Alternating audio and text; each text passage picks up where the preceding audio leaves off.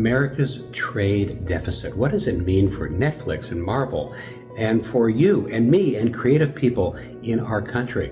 I'm Adam Leipzig. I have produced content globally. I have seen how creative imports and exports, that trade deficit, that trade imbalance, that trade situation really fuels economies and the muscle of people everywhere to engage in ideas and trade and economic power. So follow along, because what they are talking about in DC and talking about trade policy, it really affects us here at home in our regular industries, in our everyday lives. The American creative industries exported about $91 billion and imported only about $54 billion in the past year. That's about a $36 billion trade surplus. It means that we made about $36 billion more than we put out.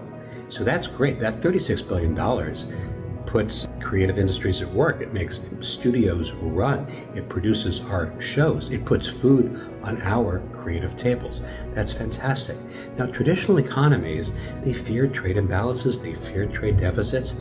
But when we are dealing with the creative industries, largely what we're dealing with is intellectual property. We are not making stuff. We're not making atoms and molecules and putting them on cargo containers and sending them across the oceans with a terrible carbon footprint. We're making bits. We're making digits. We're making intellectual property. We're making content that just flows over the internet.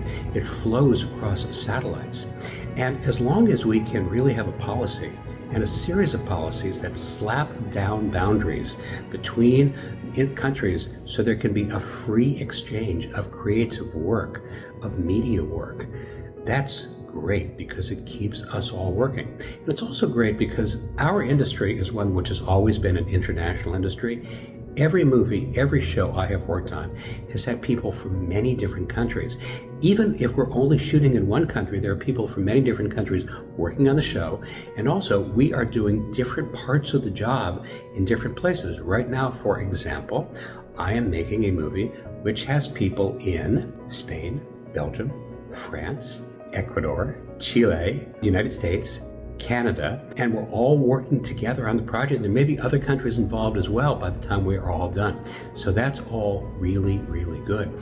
Now, if we can keep that creative industry flourishing and keep those boundaries away and make sure that we don't have tariffs on creative industries, we're going to be doing great, because where creative ideas go, culture follows and culture improves.